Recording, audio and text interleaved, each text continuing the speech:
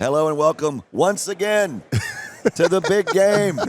We're on Radio Row counting down to Super Bowl 60. I love this guy, man. Alongside my guy, Jarrett Payton, the son of sweetness. I am Chris Hagan. I tell you what. What? We're counting down Super Bowl 60. I'm getting fired up. I'm ready to go right now. It can't get here fast enough, Chris, man. We've been talking about this game, both ends, both sides. I can't wait for Sunday. Well, you know, you build any good organization or show with your draft picks. Yeah. When you got your first-round pick, you got to come out strong. And today's overall number one pick, OG. Patrick Peterson. Wow. What is up? Back Yes, on the sir. show. I'm What's the number one overall draft pick. First round, first pick. I think you Yeah. deserve it. Not only That's for what you awesome. did on the field, but for what you do on the microphone. Smooth as silk. Dude, he is Oh, so man, I smooth. appreciate it, man. I appreciate that intro. That's a good intro. That was. I worked on it for 30 seconds. Hey, you feel the buzz. I mean, you've played at the highest level, the elite level, and you know, as a player, the ultimate goal is to get to this game. Yep. I mean, what are they going through right now when you think, as a little kid, you're thinking, one day I'm going to be in the Super Bowl, and here it is, game week, and they got so much prep to do, but also just emotionally and mentally. Well, you know, Chris, I don't know exactly what they're going through because I came a game short in 2015, but I can only imagine because I was that little kid that was dreaming to be in this moment. So I can only imagine how it feels to finally be here. I had an opportunity to talk to some of the guys like Marcus Jones for the New England Patriots, and he was just talking about how surreal the moment is because this is his first go-round. So I can only imagine the jitters and the things that the guys are going through. But at the same time, as the message has been all along, the game is still going to be the game. My question to you is, these cornerbacks in this game, man, how are they going to be going at it with some of these really good receivers? I mean, you got Jackson Smith and Jigba in this game. So guys like Christian Gonzalez and also Devin Witherspoon, how are they going to have to manage some of these good receivers? Well, you know, this is probably going to be one of the better secondary play that we've on both sides that we have seen in a long time in Super Bowl play. So both of these teams have solid secondary play. Both of these teams have great defenses in general. You know, so I love what both sides have to do, what they do to disrupt the timing as far as the quarterback and how sticky they are in coverage. Marcus Jones is probably one of my favorites out of the bunch because he's a four-down guy. Yeah. He's a guy that can play inside, outside, and also go back there and hurt you at the punt return position. So this is going to be a great matchup. I expect it to be a low scoring affair, but it's going to come down to which quarterback can make that play. Patrick Peterson, the all-decade team. Well, 2011 you came out in the draft, right? Yes, sir. All-decade team. You got in at a good time. Now, over the years, we've seen wide receivers who talk trash, cornerbacks who talk trash. That's just part of it. You got to have that swagger. You got to be cocky and forget the last play. In a game like this, the bigger the game gets, is there less of that, you know, trash talking? Are you more worried? I'm not gonna play any games today. Nah, I don't. First of all, I wasn't a real big trash talker. Only if someone barked up my tree. You know what I mean? So I always knew how to dish it back. But for the most part, guys are going to go out there and be themselves. So if they are naturally a trash talker or what they've been doing throughout the season, you should see that even more. Okay. It's going to be heightened just because of this is the last game. We're going to exert all of our energy and whatever we need to do to win this last game because we got 4 or 5 months to rest. And you're right because we saw a big penalty, the taunting penalty we saw in the playoffs. Yeah. Huge. But that, like you said, if that's his game, that you can't just turn that off because the games are getting bigger. So that's one of the things I'm interested in. If somebody crosses the line and now the whole world is watching, you don't want to be that guy who did something that affected the game. Chris, I think what got guys to this point, they're going to be that's who they are. Right? Yeah. If you're not a trash talker, you ain't going to talk trash. If you were in somebody's face, you're going to find a way to get in somebody's face. I mean, you can't turn it off, but you got to find a way to manage it through the game so you're not hurting your teammates because every single yard counts in this game, and you need it. And we were just talking about it. Could you guess how many? If we had to have you play one series, could you give us one series of ball now? You look like you right now. Yeah, right now. Yeah, right there.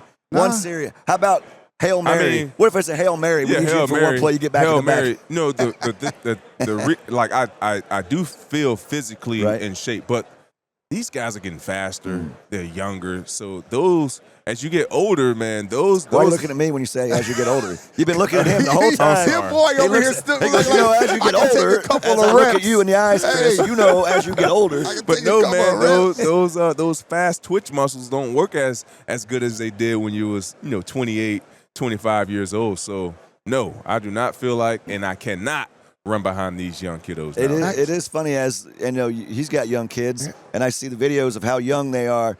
Like when I was a kid, you would play football, and then you play basketball, then you play you didn't think about football till it was football season. But now you see these kids locked in, and you start them so young, and you can see that when they get to the pro level, how different they are. I mean, honestly, that's how football has evolved. I probably just caught the wave of where football became year round. Yeah. I believe that's when Nike Elite had just Nike Sparks. I'm sorry, they had just started their football camps, high school football camps, to where it was something going on in April, May, June, leading up into the season. To where now you got 7-on-7 camps. Yeah. You got guys who have 7 passing leagues. Yeah. So now football is becoming like that AAU basketball used to be, and now these kids are coming into the league or coming into college more fine-tuned. Patrick, how does it feel, man?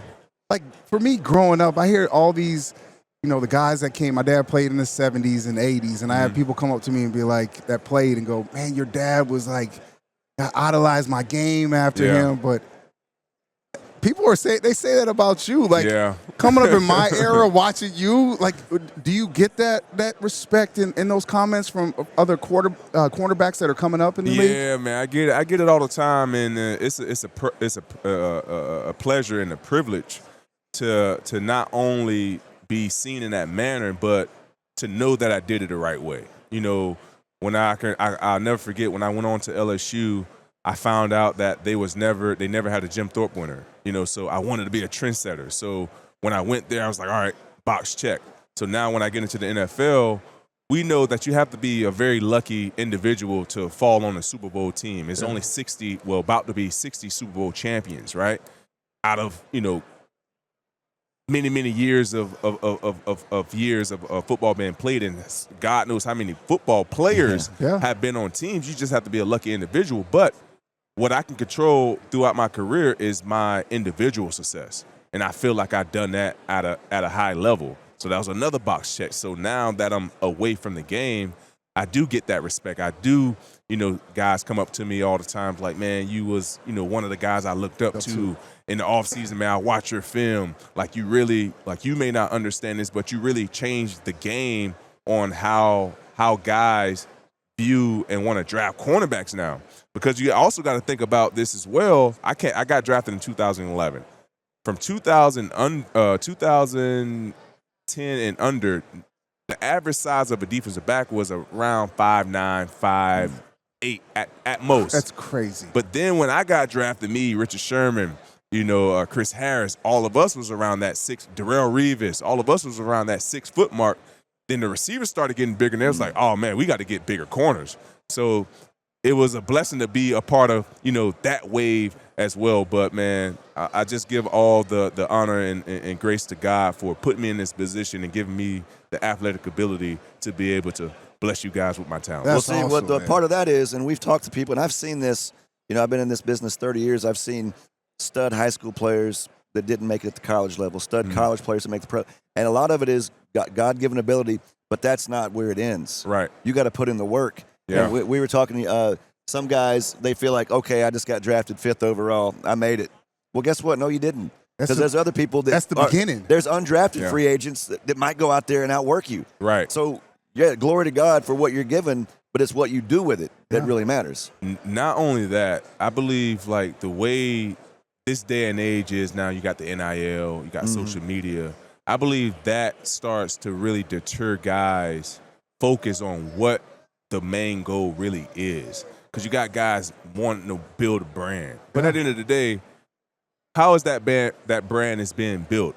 How you perform and produce on the football field. Yeah. Like, obviously, you want to be looked in a good manner and keep yourself clean, your upkeep clean and all of that. Yeah. But at the same time, you won't be in front of these companies or in front of these people if you're if you wasn't in on the football or whatever your profession is platform. Yeah. So therefore, you got to take your job serious. But Patrick, I think also breaking it down with this NIL and these guys coming out, now you can, if it doesn't work out for you, you can just pick up and leave. Yeah. And to me, that's not normal in reality in the NFL. You don't get a chance to do that. And I feel like we're setting a bad precedent for these young players coming out where I don't have to work. I'll just go somewhere else, get paid there, and leave.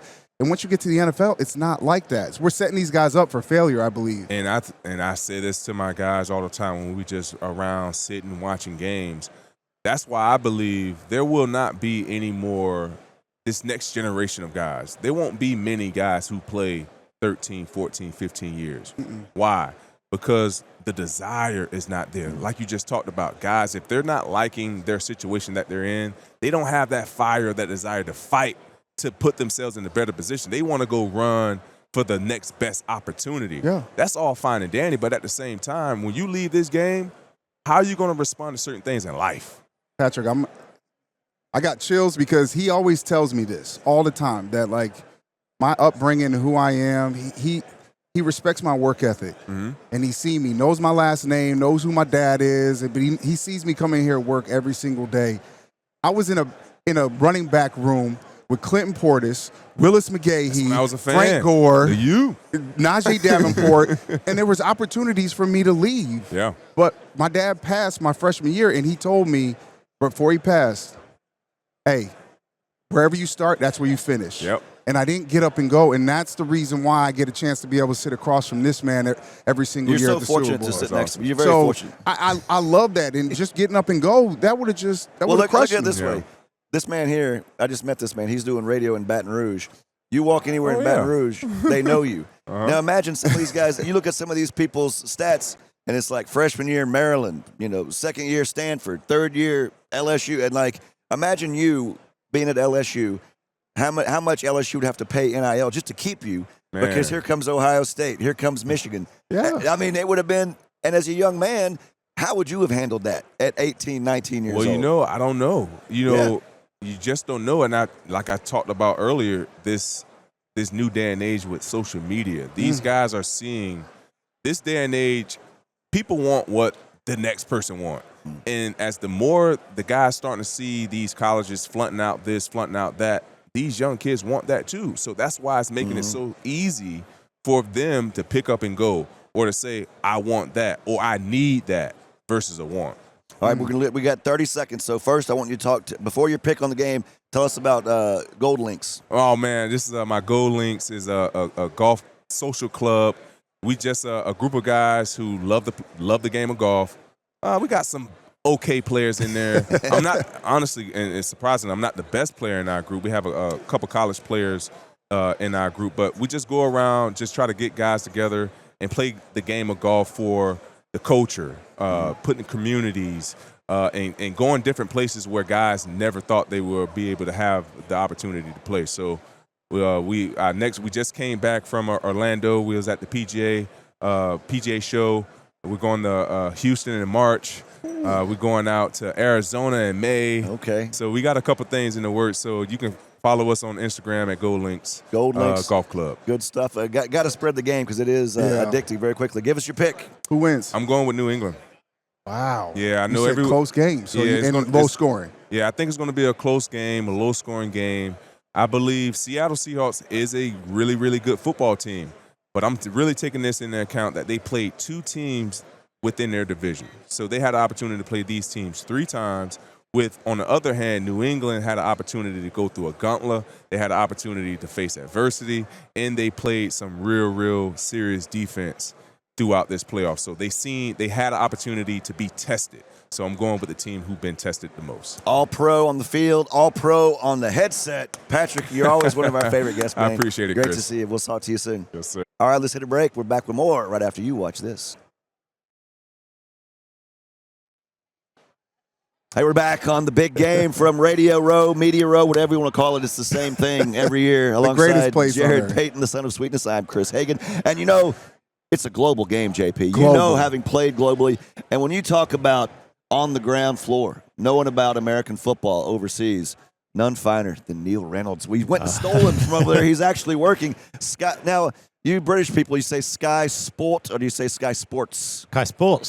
Sports. Sometimes I see those people over the presenters and they say, now it's time for sport. Yep, they do. They don't put the S not on me. it. I'm going to put the S on it. I'm going to be Americanized. Hey. But yeah, thank you for having me. Yeah, it's exciting times to be covering the NFL internationally. Historic times. When you think about, it's had to crawl before it walked, and now it's ready to run over there, isn't it? It is. And when I first became a fan in the 80s, you couldn't have told me we were going to ever have one regular season game. When I started working, covering, me and Jarrett were just talking, I worked in NFL Europe before I was on Sky Sports. So, I would never have thought we'd have one game, and we're having 6 international games in Europe last season, 6 coming up next year. Jarrett, when your dad played at Wembley Stadium in '86, I couldn't get a ticket. I remember. I couldn't get a ticket. They were bigger than life. There was no internet at that time. And it's like the Beatles came back. It was like, that's what he told me. When they were walking around, people over there, when I went to go see the Bears play the Raiders, walking around and talking to fans, they said that 85 team was a big reason why they became fans of the NFL. 100%. That team, that defense, your dad, Jim McMahon, it was all a major factor. At that time, we had 4 TV channels in the UK. On Sunday evenings, when the NFL was on, 2 of them were showing religious programming and 1 was showing a program about antiques. So if you were anyway a sports fan, you were finding out about the NFL. Now, it went through a kind of dip after that. That was the big first explosion.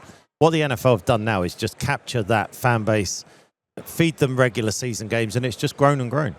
I really do think about the time that I spent over in Amsterdam playing in NFL Europe, and now that league is no longer. Talk about the impact that had on, maybe not bringing over the big names, but also getting people. I was looking through the numbers of the attendance.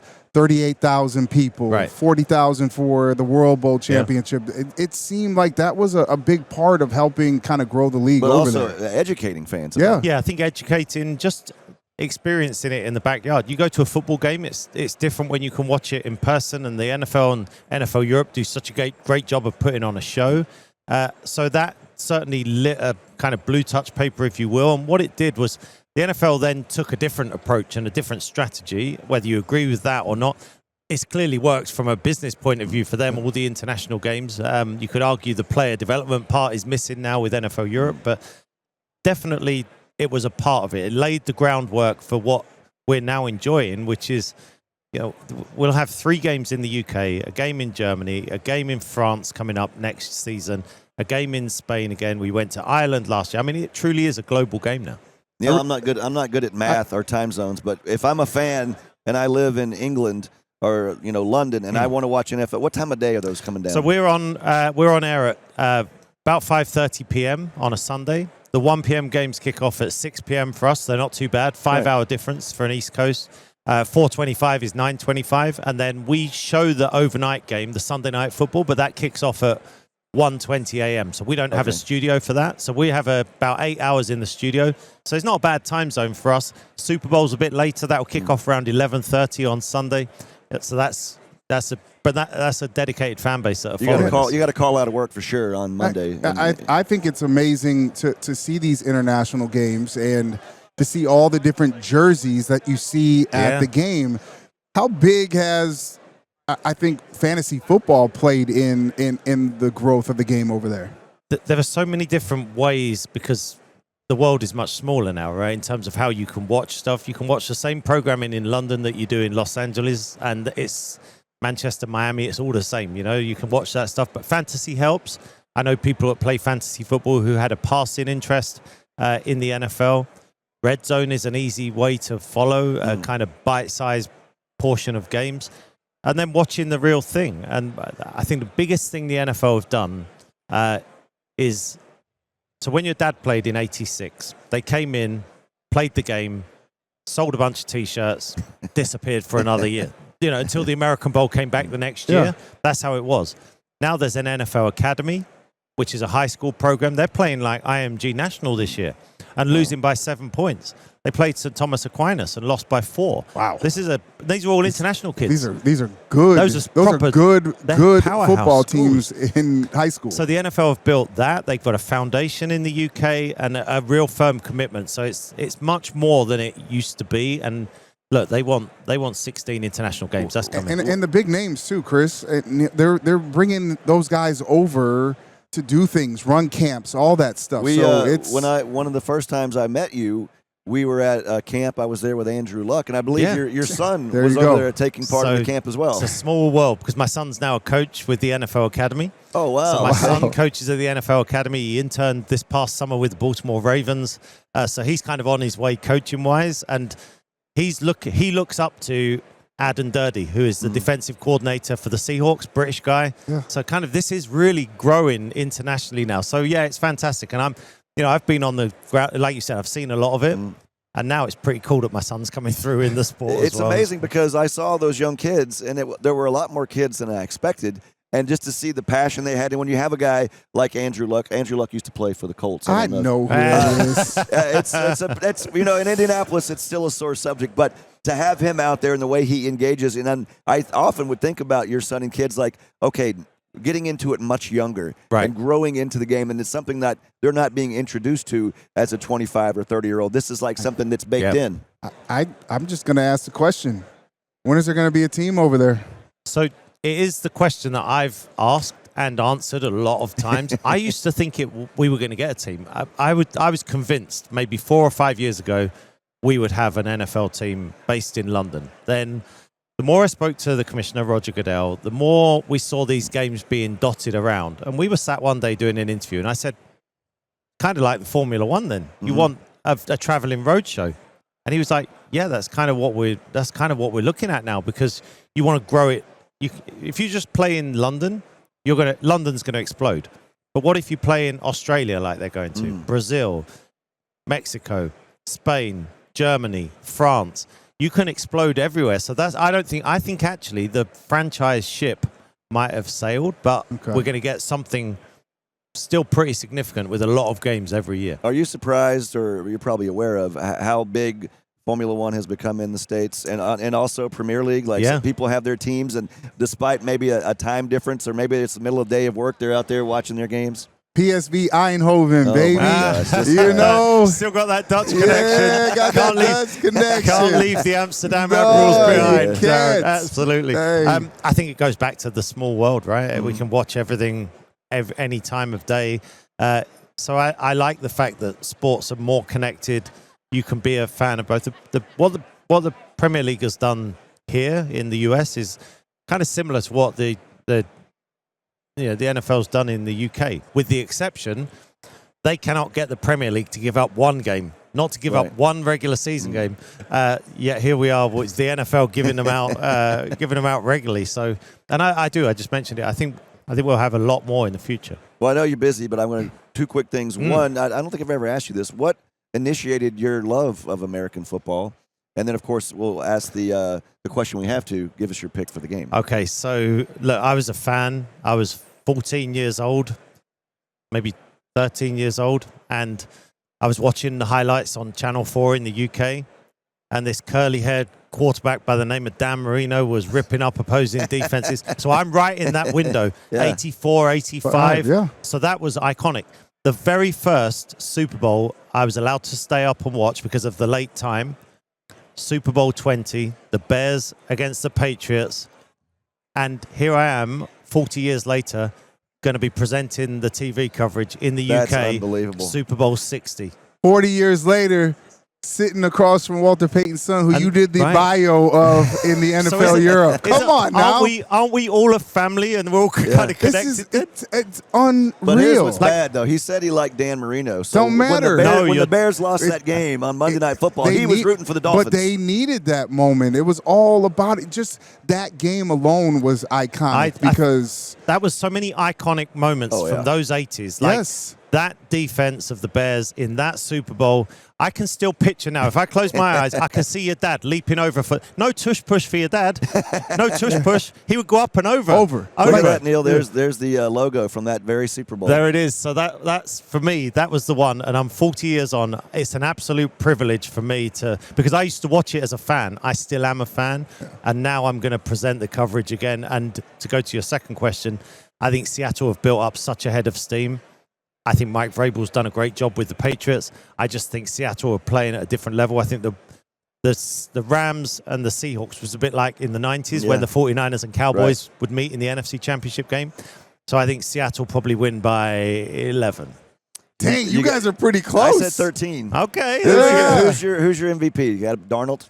Hey, look, they always give it to the quarterback, right? I mean, it's going to annoy the running back sitting opposite me, but they do. So Sam Darnold, what a story that'll be as well. Right? Neil is so laid back, and I told you I've seen him over there and talked to him. And then we turn on the big broadcast, and he's like running the show. He's the presenter. I'm like, hey, we know this guy. So whenever I see you, it's always great to see you. And it's fun. I didn't even the tie-in between you guys. Yeah, isn't that great? I just love the fact that you're given that opportunity to be able to spread the NFL. Yeah. Overseas, and that's what's awesome because the game grows. It helps everybody. And I do it from a place of passion from the NFL, as a fan. So I appreciate you guys. Neil, you're great. Thanks for the time. We appreciate you. All right, we're going to hit a break. We'll be right back with more after this. We're back on the big game. Jarrett, Payton, if he'll wake up and look at the camera and be a professional for once on the entire show. I'm having too much fun here, man. You know what? I know you love running backs. That's all I want to talk about. I know you love Hall of Fame running backs. Yeah. And we got one back with us again. Marshall Faulk, I asked you this trivia question, and every time you answer it, every time it makes me laugh. Are you ready for my trivia question? Who was the first player that was drafted as an Indianapolis Colt that made the Hall of Fame? Me. Yes, sir. I mean, he always pauses like he doesn't know, yes, and then he goes, me, with a smile. And I'm telling you what, you moved on to a great run, obviously, with the Rams, but there's a lot of folks back at Indy that's still like, man, if we had kept him there, we'd have won 8 Super Bowls. So it's a business, but yeah, you're still beloved in Indy. And also, you can tell he's a Hall of Famer because he shows up with his own backdrop. He drops in the stuff. This is first class, as always, with Marshall Faulk. You don't understand. I'm sitting with one of my favorite football players of all time. So getting a chance to be able to see Marshall, and what my dad always taught me was you can't just run the football. That's it. You have to be a great running back, you have to be able to do everything. So when I always turned on the film and saw Marshall, I was like, oh, this is what he's talking about right here. Your games would be on. I was in college at the same time you were, and those games would be late at night. On the West Coast. And I was like, I'm a night person. This is what's up. And we would get together. We wouldn't go. We would stay in the dorm room and watch your games because any play, this might be going to the house. Yeah. It looked like a video game. The talent you had against what you were playing against in college was unbelievable. Did you feel like, and I know you're not going to brag on yourself, you don't have to, in college at times did you just feel like, this is too easy? This is too easy. No. The work that you put in to get out there, and I wish football was easy. I've never played it easy down. It's just work, man. It's so much work, and I wouldn't, and not saying that you're asking me to, but there's just some respect that goes into the game. I don't want to call somebody easy, We were just better. Well, I know the hard work, like his pops. You saw the hard work. That wasn't the fun part. The fun part was the games when that hard work pays off. The game was bonus. Yeah. The process is practice was the fun stuff. Putting it all together. Once you got to the game, that was extra. The work that we put in to get out there. And you were just talking about the total part of the game. Your dad, the guy who drafted me, was actually with the Bears when they Bill Tobin when they drafted your dad, and I had a conversation with him, and he literally I'm waiting for him to talk to me about catching the ball or running the ball. And he spent his whole time telling me about the importance of pass protection. Yes. All right. And I hung on to it, man. And everything every time I just invested time in becoming a better pass protector. He said, if you want to be relevant, pass pro. When they realize you can pass pro, it's going to make you a better receiver. Yes. Yep. Yes. and feel more comfortable having you in on 3 downs. Yes. I mean, that was like that stuck with me my whole career, and I took pride in my pass pro. It's funny how we've talked to different players, and they'll point out something they heard along the line that stuck with them. Yeah. You know, when we heard about when players say, I got it. No, Hall of Famers saying, I don't got it. Like, they're always learning. They're always getting better. Before we get into some nuts and bolts, let's get into a couple things you got going on. You're going to be at the culinary kickoff. With Michael Mina. Like, what are you doing here? Michael Mina, Charlie Palmer, Charles Woodson. We got some high profile people. Literally what we do is we come together and we have a high level event. It's a networking event, but we raise money and we donate that money back to inner city kids, inner city students who go to culinary school and can't afford for it. Oh, we wow. pay for their scholarships. That's so what we do. So we fundraise in that department. And Michael Mina, Charlie Palmer, they wanted to give back. They wanted to do something special around the big game. They make amazing food. We have spirits. You pay for a ticket, you come in, and you get the network and hobnob with the who's who. But your money is going to a good cause, and this cause providing people who can cook their butts off, giving them a chance to become a chef it's where everything. You're from, you got the food where you come from. There's a very high bar. It is. So I know you're not just giving away money to like you better be able to cook and cook well. Yeah, that's it. And what I want to do is that. Also the celebrities, but the chefs and the food that they bring and the stuff that they introduce. We have chefs from all over the world. We'll probably have 8 to 10 of the best chefs in the world. They're preparing dishes for you.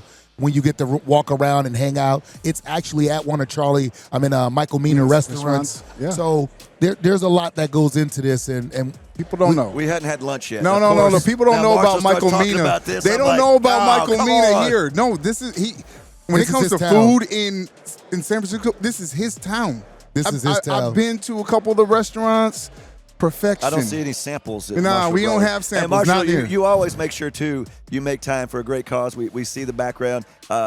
Getting to the youth about drugs and staying away from day one. Yeah, that's my baby, man. Making sure that we give them the education that they need. We understand that kids learn best through education.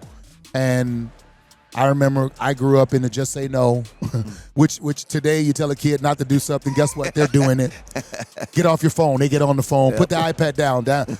They grab the iPad. Go to school. They don't go to school. We can't just tell them no. We have to educate them. We have to tell them why. We have to give them the information. They need to know that when they take a chance at a drug and they want to try it, that there's a chance that they could become an addict or they can die. And it's what you think. It's not always that. So in this, drugfreeworld.org, we basically give you the information and education, and we want you to understand in life you have choices. We want you to choose life. We want you to choose you. It's a hard part with these kids these days. When you talk about them getting off of their phones, a lot of them are depressed and they're dealing with all these pressures because of this right here, and people pushing them in different directions. So it's glad to have a place for them to be able to go if they need help. Yeah, and they don't have to tell anybody. If you log on, we don't record anything. You can watch. We have videos. We have educator kits. We have anything and everything that you need is downloadable, and it's free. That's what the best thing is sometimes you have to go to this and you have to go sign up for this. If you can just boom, there it is. Right there. And that way you don't have your friends looking over your show. You're not watching a presentation with everybody. You can be in your bedroom, like you said, depressed, whatever. Hey, maybe this will be what I need to hear at the right time. If you look in here, like I don't care, even vaping, we have literally, there's a packet. Oh, wow. There's a packet on any and every drug there is. Yes. Like, literally, we don't care what it is. We just want you. And look, we're not against the drug. That's them. We just want them to be educated, because when educated, guess what you do? You make a better decision all the time. Yeah. And some folks, they don't grow up with good role models around them. They grow up with, in fact, some bad role models around them. And sometimes you need something to break through to say, hey, this is what's real. This is what's true. What about you and your career? You got so much going on. Man. Making a little jump here. Hey, man, Coach. I just want to call you Coach. I just want to call you Coach now. I'm trying to get used to it, man. I'm trying to get used to it. How crazy. Yeah. HBCU, Yeah. Southern, like this is huge, It man. is. For a young kid who grew up around Jackson State with my dad and what he meant to HBCUs, Jerry Rice, like these guys, Steve McNair, how does that Doug feel? Williams. Doug Williams. How does that feel to be in that conversation to be able to help the next generation? You know, it feels great to have the opportunity to impact some lives in the manner that I'm going to. And it could be at a PWI. It could be. But being at a HBCU, it has a whole different connotation about it. Understanding that these kids that's walking through the door that I'm providing scholarships for, they're like me, you know, and being able to affect their lives. So many of them are just like me. First person in their family to go to college, first person in their family to get a scholarship. You know, when you do that for a kid, that's life. You know, that's like you're giving them life. Yeah. You're removing them from an environment because most of us, we grew up in an impoverished environment, and now we put you on a college campus where you can, that's good dirt, good soil. You get to grow. And what you grow into, you know, the sky is the limit. Nothing's holding you back. And yes, football is providing you that, but I want them, like, it's mandatory that you grow not just on the field, but you're going to grow off the field as well. We're sending you back a responsible young man that's independent, educated, with an opportunity to go out there and basically make the world their oyster. Well, this is going to be, I mean, your standard, as you talked about, and we've seen your work ethic, Hall of Fame standard. And I know you're going to impart this on them, and they better be ready to have that wisdom imparted upon them. Let's jump in real quick before we let you run. I know you have a lot to do. Let's talk about this matchup and Good this game. ball game. And some folks saying the close game, some folks thinking this might be a blowout. Which way are you leaning? I can't see, these two defenses are too responsible to get into a blowout. Now, one of these quarterbacks could blow a flat tire and just really mess this thing up. I'm going to tell you now, we got a second-year guy and we got a journeyman. Yeah. Like, neither one of these quarterbacks, you're like, if they throw 4 or 5 interceptions, you're not going to be like, I didn't see that coming. It can happen. I'm going to tell you, this game, it requires you to, like, you really got to buckle down, deal with your emotions, deal with your family, deal with your feelings, and go out there and just try to have fun playing the game. Another game of football. That's why we love talking to you. It's real talk. If you had to go, if you're sitting today, who you think's winning and who's MVP?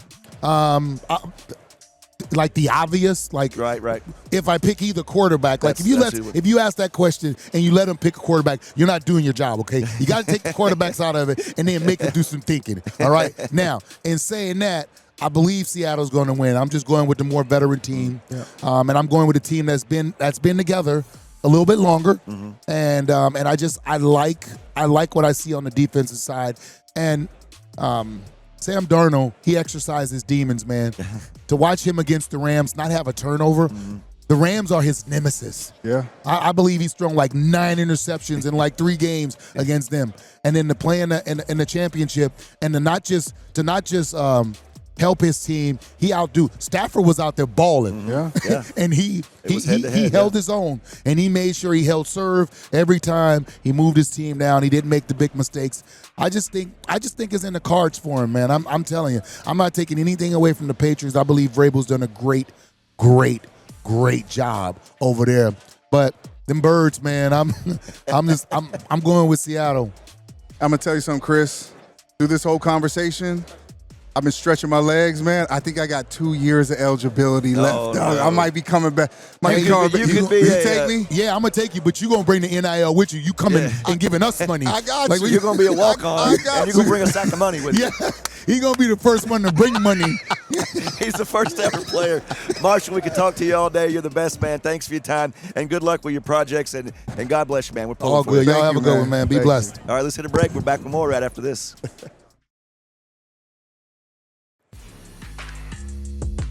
Hey. But there's no dancing on the show, and both of you just break in. You hear one beat, We're on, back man. on the big game.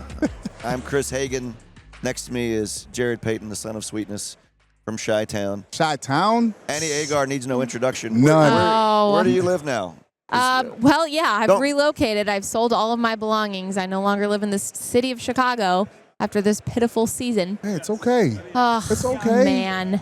You know You know, what? I'm surprised I still have friends there. Let's just say You that. do a lot of self-hate on your videos that I'm like, come on. You know, I'm going to give you a lot of credit, though, because the platform that you have is huge, but you stay consistent and true and honest to who you are, the teams that you love, no matter where you live. Thank and you. I know how hard that is sometimes. Yeah. Because there's people in the business in Chicago that I know come from Wisconsin. They have to cover the Bears, but they don't ever really show their Green Bay colors. Yeah. And you do, and I give you credit for that. You know, it probably is the growing up in Michigan because I hate U of M fans too. Like, sorry to every U of M fan out there. Just hates it, throws it out there. They're the worst. But I grew up with that, so all of my friends were either U of M fans or Lions fans, and I don't know how I survived high school, but I like fed into it. You know, I loved being a fan of my team through every loss, through every win. I was tried and true to my team. So when I moved to Chicago, to a city that hates me even more than the one I grew up in, which was dumb on my part, I just kind of stuck with it. And I just was on, Adam Rank had me on, and I said, it was a great game. Caleb played amazing. That fourth row we talked about at the airport the other day. It was a great game. The rivalry is renewed, and I love it. Well, that's the thing. I grew up in the South. I'm a Mississippi State fan, which, yeah, I'll kick my own tail later. But I grew up in Birmingham, Alabama, surrounded by Alabama and Auburn fans. Yeah. And they are winning national championships, Heisman trophies. We played them every year, lost, 42 Wait, to 6. when did you guys get a football team? Dang, I'll see you bro. guys later. Let me go ahead. Bro, no, you good. Hey, You good to see good. you. But just like that's the kind of stuff I heard in the lunchroom, mocked, ridiculed. But you know what? I just kept my head held high. Yep. And then in It's 2014, character building. Yeah. 2014, Mississippi State, #1 in the nation, Dak Prescott. And you know what? I was at the Egg Bowl that year. I wasn't like these Bama fans that expected it. Yeah. It was the greatest thing ever because I had endured all of the hardships to get to that mountaintop. And then, of course, Yeah. we lost to Alabama. And then It's almost like Patriots fans this year, right? Like they've struggled. those Just poor. That's kidding. what I said. I said Get to one them of the- out of here. We said that We to the, struggled through 6 years of a rebuild. I know. How did we survive? I'm not sure. We got all these championships. It just shows you like My that, hand's so heavy from all the rings. what you bring to the table, and you always have, is that at the end of the day, it's sports. You know, Yeah. it's Right. fun. It's Right. fun. You It's not that serious. It's fun. enjoy it and make fun. I think it's fair to make fun of other fan bases, but as you do, make fun of yourself. When you Yeah. have to eat a little crow, go ahead and eat it up. Yep.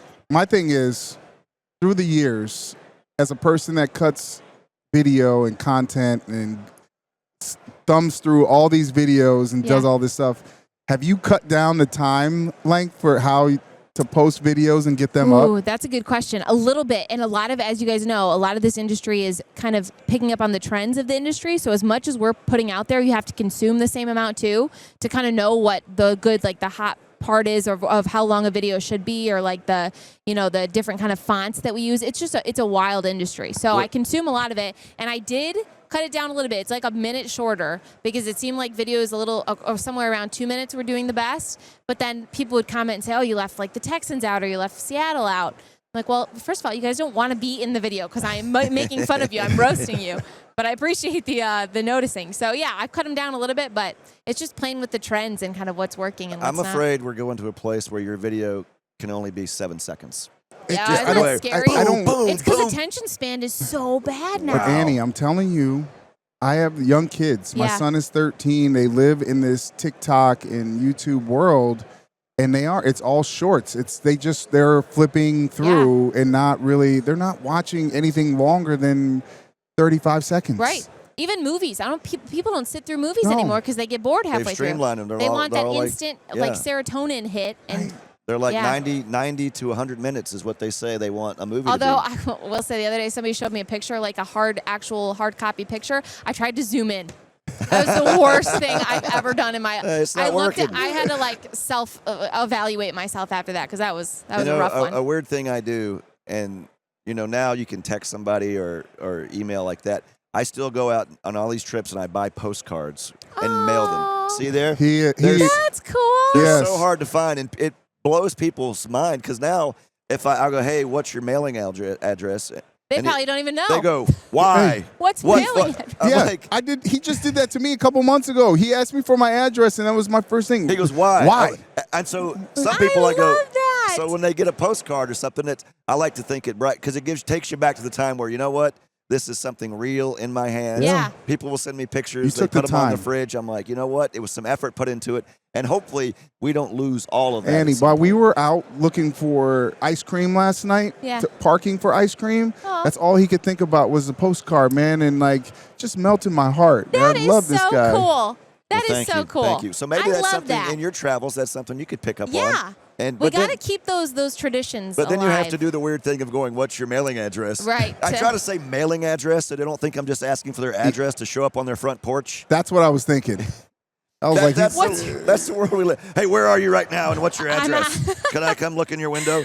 It That's is, funny. but it's we try to keep the and what's funny is I see your face so often on my screen. So then when I see you in person, it reminds you, hey, you're a real person. Exactly. You're not and I just- think that's why like those hate comments on social media, people don't see them as real people. Right. Because it's so easy to just disassociate and say, oh, they're just some person I see on my phone. And so like- that makes a human aspect to it. I love that. And you know, you're a human person, like you said. You need your coffee. Maybe Yeah. maybe you forgot about paying this bill, and they just expect you to be. You're always the same. This Yeah. is who you are, and I can say whatever I want, and you're never. It's not going to bother you whatsoever. Yeah, I just put out a video of my traveling to the Super Bowl, and I said, spend a day with me as I come to San Francisco. And I didn't say a word in the video because I'm just going through my day. And somebody commented, they were like, I didn't really think you didn't stop talking because all you do in your videos is talk. I was like, what do you guys? You guys seriously not know me though?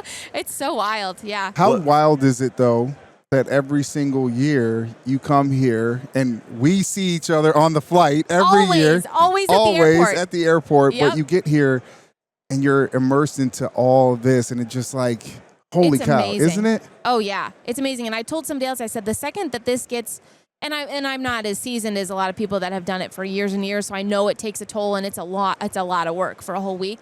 But I love this week because it's Super Bowl week, and the second that that's not fun anymore, and it takes the fan aspect out of it.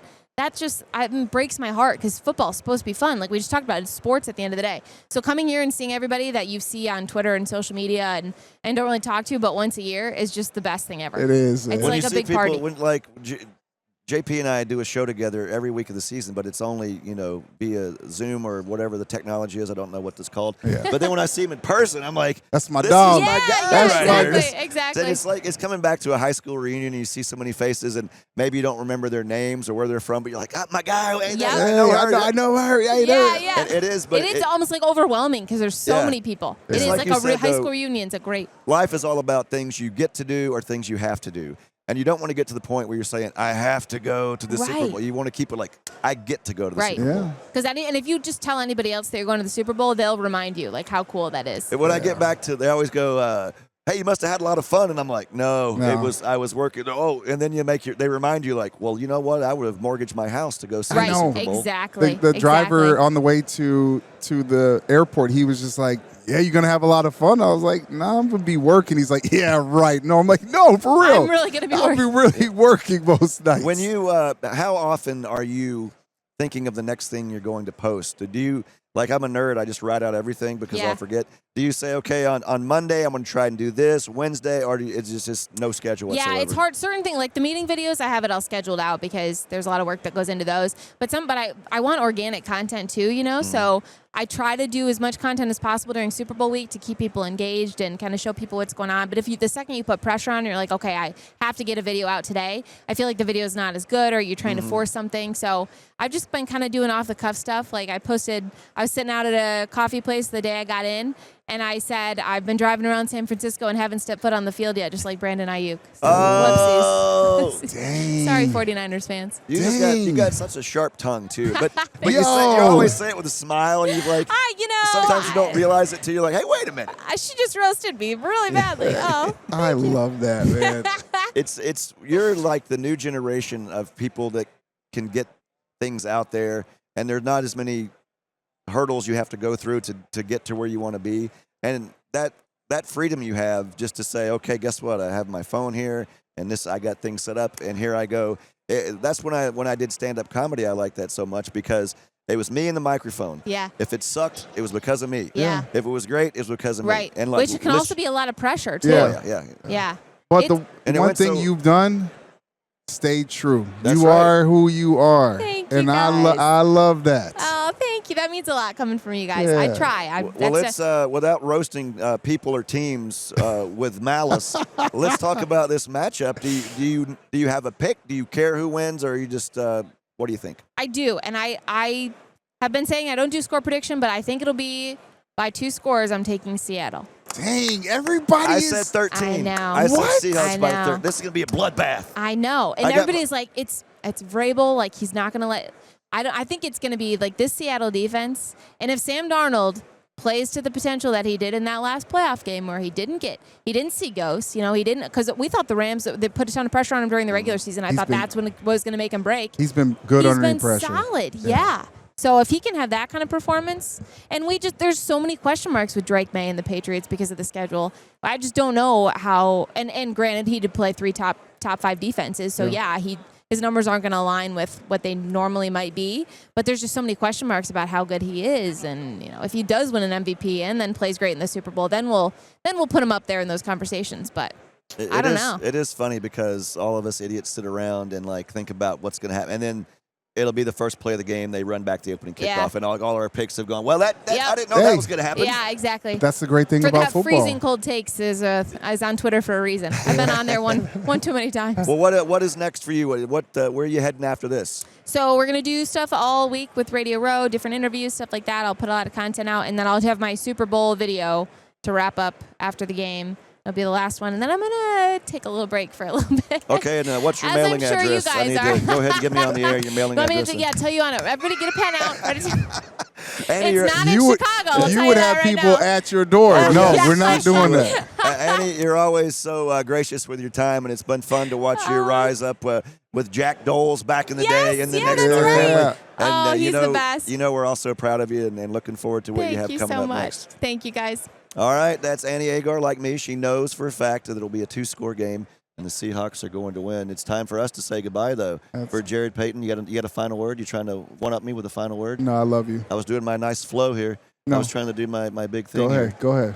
No, I feel like you have something to say. Annie, you want to come back in and ruin my tag I had all figured out? Go, Pat, go. See Bear that? down. You never catch her at a loss for words. Now, as I was saying so eloquently, he's Jarrett Payton, the son of sweetness. I'm Chris Hagan. We thank you for watching, and we'll see you again real soon.